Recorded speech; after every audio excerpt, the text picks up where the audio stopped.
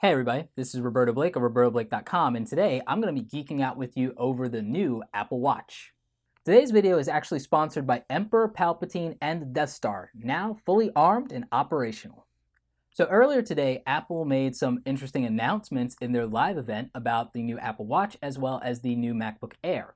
So one of the things we got to do is we finally got a better look at the Apple Watch and all the different variations of it that they're going to be putting out. And you can see it's quite a bit there. So we already knew that we were getting the Apple Watch Sport, and the Apple Watch Edition, but we got some new information about those things, including a release date and pricing. So the official release date is going to be the 24th of April this year, 2015. So we actually now have a firm date rather than just spring or coming soon for the Apple Watch, which is tremendous. We finally can pin it down and put it on the calendar. So very cool there. Now, the other thing is we actually got pricing on the different models, and I will go into that for the individual models of the Apple Watch in their own separate videos, and I will do separate videos on each of those, so make sure you're subscribed and you're tuning in for that. So some things that we know about the Apple Watch is that it's going to be cold forged stainless steel. So that's going to be very cool, and it's going to be very interesting in terms of durability. And we were really concerned about that because we already know that the brushed aluminum thing that they've been doing with these devices scratches up, and you don't really want that for a watch. So I think the stainless steel route that they're going is actually pretty interesting. The screens are also going to be scratch resistant. They're going to be made of a material called sapphire crystal, so that's going to be very durable and it's going to be resistant to scratches, so that's going to last you for a long time and stay looking pretty like a good Apple device should. Now, I'm really interested as to when they plan to bring that over to Retina displays and so on, because I'm really interested in that. So one of the other new features that we're finding out about is the link bracelet. We're finding out that you can easily add or remove links to this thing to make it appropriate to fit your wrist size without any real special tools. So from a user standpoint, that's really good, and I'm glad Apple is intuitive enough to do that, because usually when you have to customize anything of theirs, you have to go through a crucible and a nightmare to do it. So I'm glad that this is not the case with the Apple Watch, and that you can actually make a modification to an Apple product without it being a nightmare. So that's a different take. I wonder if they'll ever do that for other devices. And again, if it seems like I'm giving them a hard time in this video, I give them a much easier time in my MacBook Air video, so you might want to check that out. But the thing is, I have to approach the Apple Watch with some pessimism and skepticism at this time. Basically, part of it is the delays in a release date and more information coming out on it, and the fact that it's been so long since they launched a revolutionary, game-changing product that I'm wondering if they can do it, and it's the first real game-changing product or innovative product post Steve Jobs. So I'm waiting for the other shoe to drop. It feels too good to be true, and I'm concerned. Now, I'm going to be getting mine when the iPhone 6s comes out, hopefully this summer. So I'm not going to jump on this right away. But I do know some people who are, and John Covenant will probably be one of them.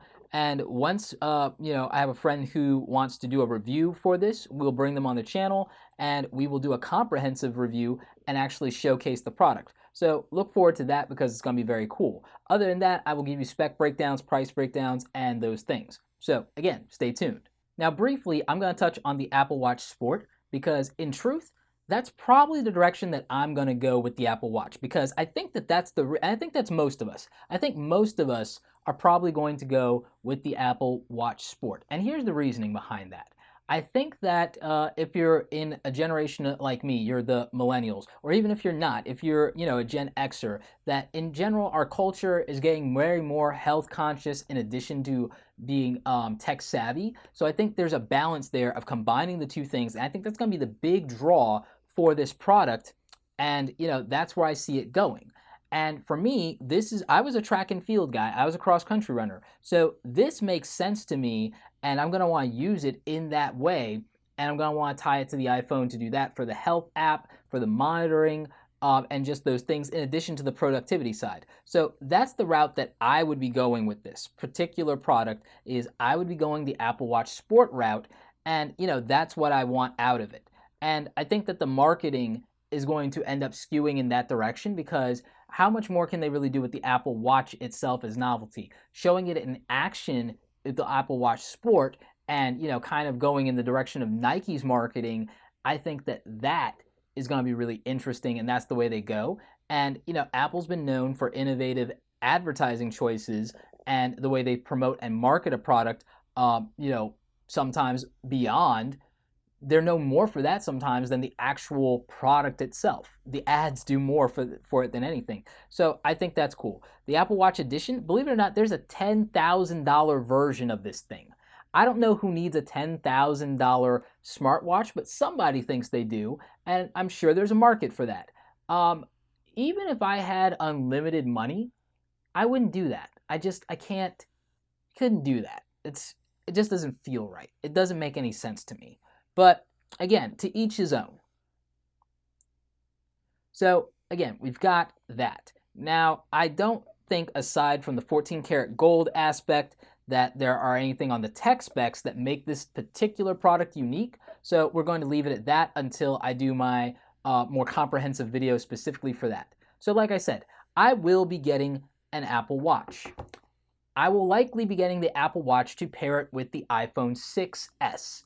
And the thing is, you have to have an iPhone in order to use the majority of the functionality of the Apple Watch. So I feel in a lot of ways, the Apple Watch is handcuffed to the iPhone. Now, the reason that's not necessarily a bad thing is I think that the Apple Watch will drive iPhone sales at some point, like when the release of the new iPhone 6s is getting ready to come out, or they might do some kind of price reduction to the iPhone 6 and 6 Plus for the Apple Watch just to drive more demand, drive more sales. So I think that we could look for something like that to happen in the near future, and I wouldn't be surprised by it at all.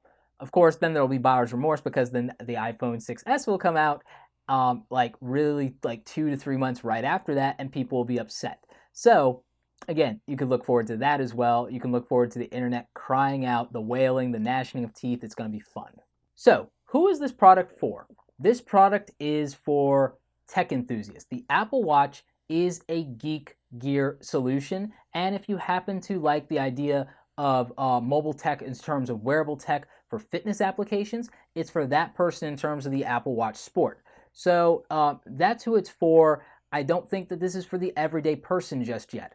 Obviously, it is trapped in the iOS Apple ecosystem. So if you don't have an iPhone and you're not planning on buying one, this product is not going to really do you any good. It's not a standalone product the way the iPad is, or even that a Mac is a standalone product, and that's just, really too bad, because I think that there's tremendous value if the Apple Watch could stand on its own without the need for an iPhone. But I understand Apple, from a product development and marketing standpoint, why they would want to do that, to drive more sales to the iPhone and to keep people in their ecosystem. So I can appreciate that. But I do think that in many ways it is a limiting factor. Will it hurt them? Probably not. Apple's been able to go rogue, go dark, do things that other companies could never get away with, and it's made them successful today. So, there is that. Anyway, I hope you guys enjoyed this video. If you still have questions about the Apple Watch, or you have anything to contribute, leave that in the comment section below. As I get new information, I will update the description, so definitely make sure you check that out, as well as other videos that I'll have coming about the individual Apple Watch products. Make sure you check out my MacBook Air video for 2015. And as always, you guys, thank you so much for geeking out with me.